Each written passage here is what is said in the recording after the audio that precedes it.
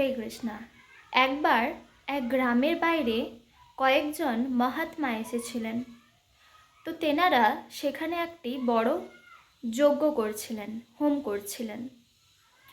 তেনারা যখন যজ্ঞ করছিলেন তখন গাছের পাতার ওপর চন্দন দিয়ে কৃষ্ণ নাম লিখছিলেন। তো তারপর যখন যজ্ঞ শেষ হলো তখন তেনারা ওই পাতাগুলিকে ওখানেই ছেড়ে চলে যান।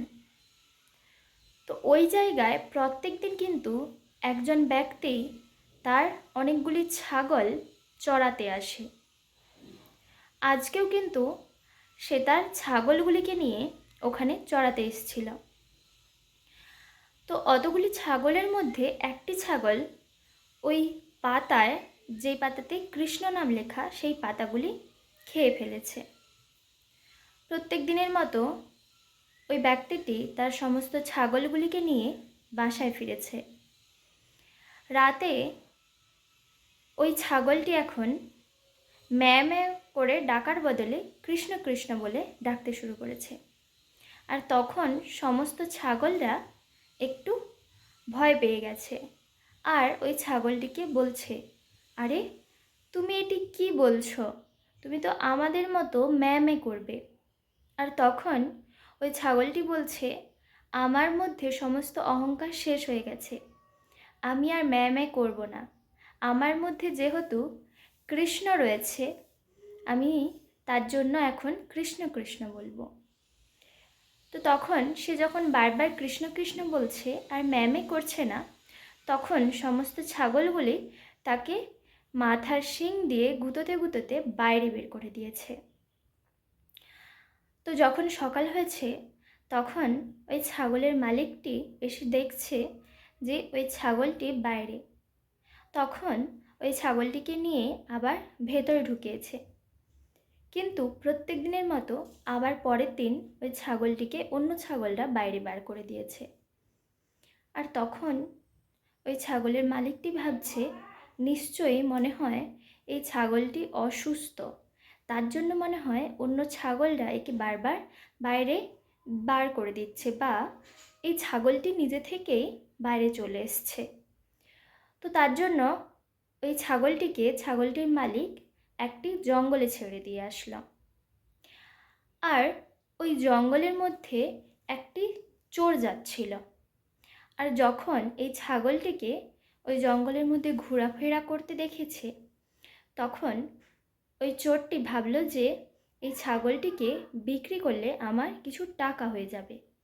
তো তখন ওই চোরটি ওই ছাগলটিকে ধরল আর পাশের গ্রামের এক দরিদ্র কৃষককে ওই ছাগলটি বিক্রি করে দিল। তো এখন ওই কৃষকটি ওই ছাগলের মালিক। তো কৃষকটি দেখলো যে এক আশ্চর্য জিনিস দেখলো, যে ওই ছাগলটি ম্যামে করে না, কৃষ্ণ কৃষ্ণ বলে।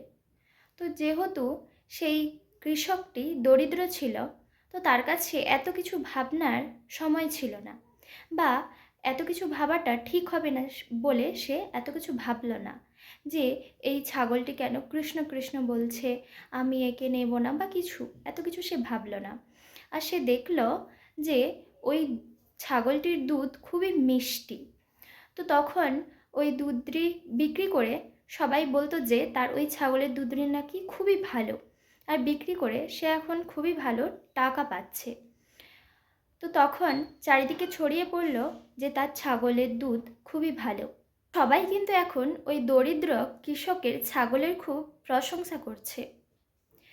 একদিন রাজার মন্ত্রী ওই পথ দিয়ে যাচ্ছিল। তখন ওই মন্ত্রী দেখলো যে ওই কৃষকের বাড়ি, আর মন্ত্রী ওই কৃষকের ছাগলের কথা শুনেছে। এখন কৃষকের বাড়ি গিয়ে সে দুধ পান করল ছাগলের, আর দেখলো যে হ্যাঁ, এটি সত্যি খুবই সুস্বাদু ছিল ওই ছাগলের দুধ, এবং ছাগলটিও কৃষ্ণ কৃষ্ণ বলছে। তো সে এসে এখন এই কথাটি রাজামশাইকে বললেন। বেশ কিছুদিন পরে রাজমাতা অসুস্থ হলেন। তখন মন্ত্রী রাজাকে বললেন যে আমি যে ওই ছাগলের কথা বলেছিলাম, আপনি দেখতে পারেন, ওই ছাগলের দুধ খাইয়ে বা ওই ছাগলের কৃষ্ণ কৃষ্ণ নাম শুনিয়ে রাজমাতাকে সুস্থ করা যেতে পারে। তো তখন রাজা ওই ছাগলটিকে বাড়িতে নিয়ে এলো, আর রাজমাতা ছাগলের দুধ খেয়ে এবং কৃষ্ণ কৃষ্ণ নাম শুনে বেশ কিছুদিন পরে সুস্থ হয়ে উঠলেন। তো এখন রাজমাতা এবং রাজ্যের সমস্ত ব্যক্তিরা এই ছাগলের দুধ পান করে এবং কৃষ্ণ কৃষ্ণ বলে। এই কাহিনী থেকে শিক্ষণীয় বিষয় হলো যে একটি ছাগল যদি কৃষ্ণ নাম করে নিজের জীবন পরিবর্তন করতে পারে, তাহলে আমরা মানুষ হয়ে কেন কৃষ্ণ নাম করে পবিত্র হতে পারবো না।